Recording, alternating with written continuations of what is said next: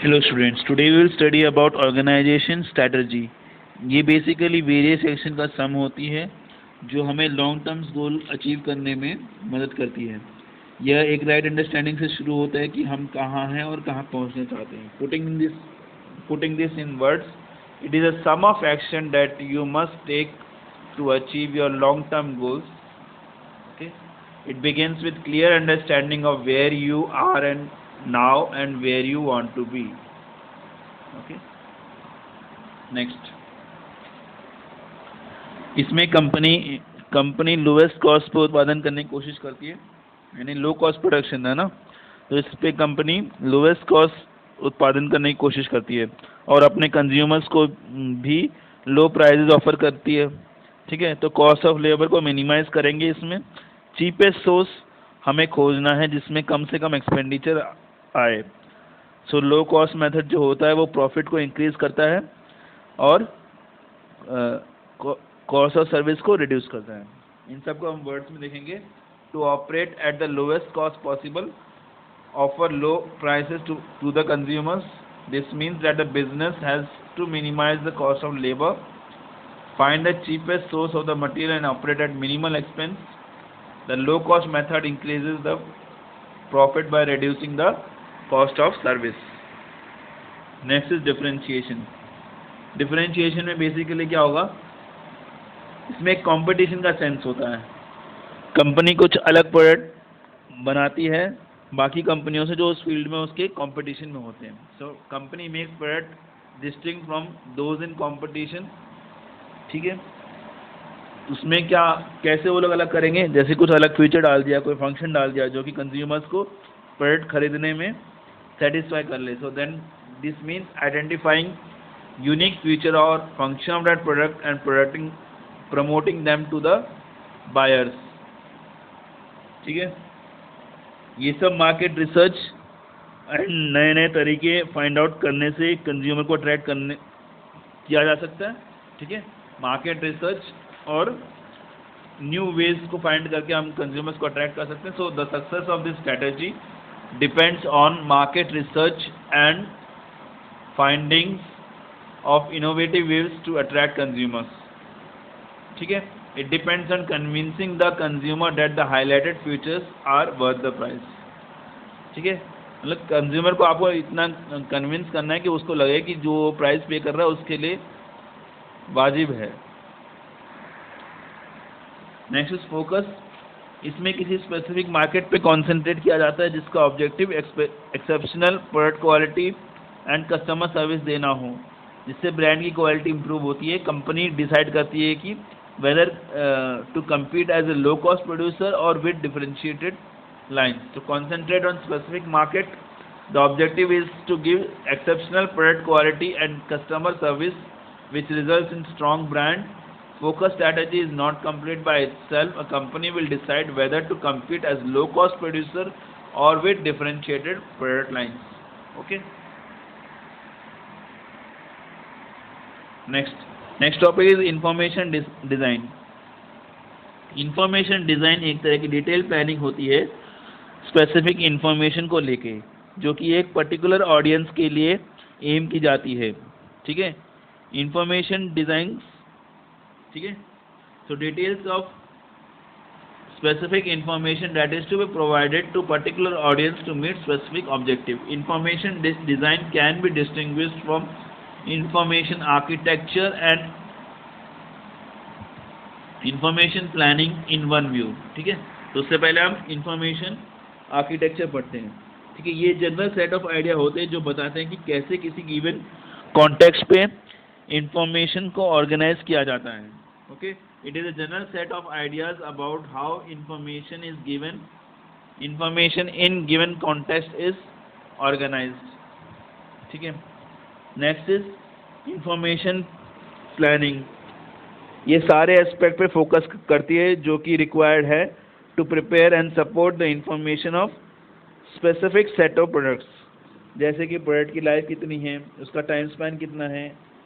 ठीक है, इवेंट के गोल्स क्या हैं, ऑडियंस को स्टडी करना, उनकी नीड्स को स्टडी करना, ये सब इंफॉर्मेशन प्लानिंग में आता है। So it focuses on all aspects required to prepare and support the information of specific set of products, okay, events over the product life or other time span. This generally includes understanding the product, event goals, or studying the audience, their needs, etc.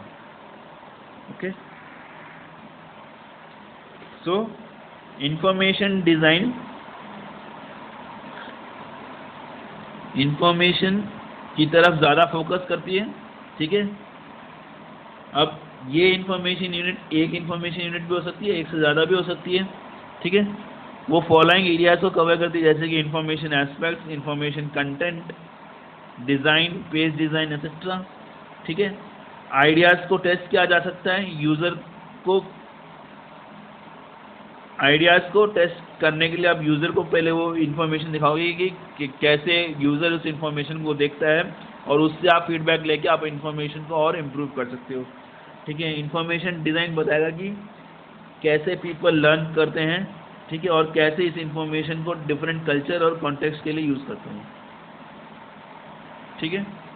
So it focuses more narrowly on information itself in one or more information units and may encompass information aspects, information content, design, page design, etc. Information design can be designed and can be applied to a single work or entire set of information. Okay. Ideas can be tested by observing various users trying to use design information and getting feedback. Okay. The practice of information design invites questions into how people learn or prefer to learn, how they use the information in different cultural and contextual differences in the audience. See, basically इस तरह से आप design process को classify कर सकते हो, मतलब उसके स्टेप्स बता सकते हो, basic steps. First of all planning the information, ठीक है। सबसे पहले आप क्या अचीव करना चाहते हैं, what do you want to achieve, ठीक है। फिर आपकी इन्फॉर्मेशन को कौन यूज़ करेगा, ठीक है, कैसे यूज़ करेगा, who will use it, how will they use it, कहाँ पे यूज़ करेगा, where they will use it, ठीक है, और उनको क्या इन्फॉर्मेशन चाहिए, what information do they need, ये सब आएंगे प्लानिंग द इन्फॉर्मेशन में, ठीक है। उसके बाद आएगा planning the project.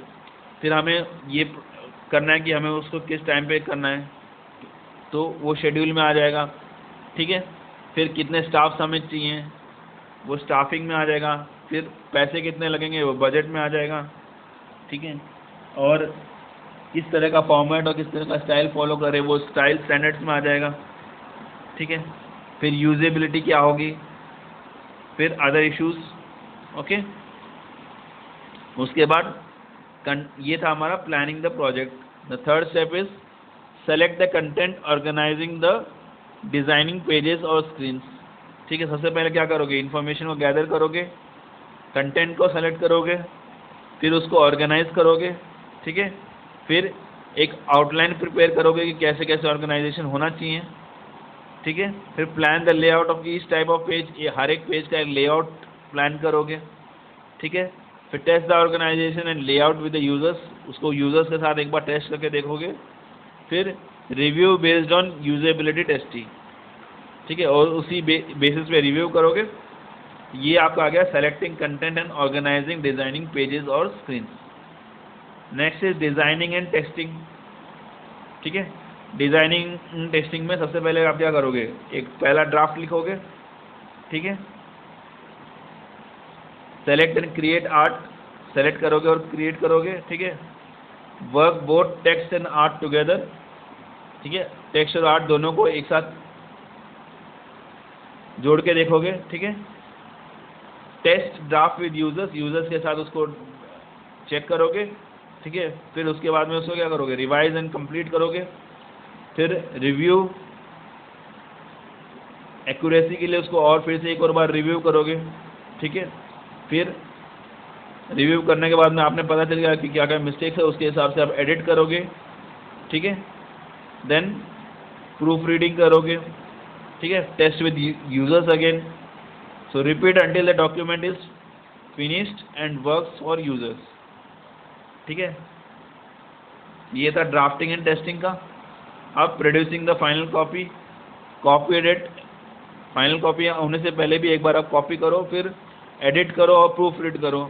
Do what ever is technologically necessary before release, ठीक है। प्रोड्यूस एंड रिलीज, ठीक है। अब ये डॉक्यूमेंट चला जाएगा वेबसाइट पे, डॉक्यूमेंट और वेबसाइट और information within the large document.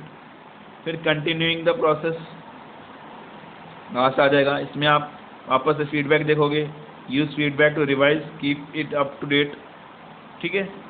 आप फीडबैक के हिसाब से आपने देखा कि अब मुझे ये चेंजेस करने पड़ेंगे, उस हिसाब से आप वापस से इसको फीडबैक कर दोगे और वापस से पूरा स्टेप रिवाइज करोगे। तो ये पूरा इंफॉर्मेशन डिज़ाइनिंग का प्रोसेस है। Thank you.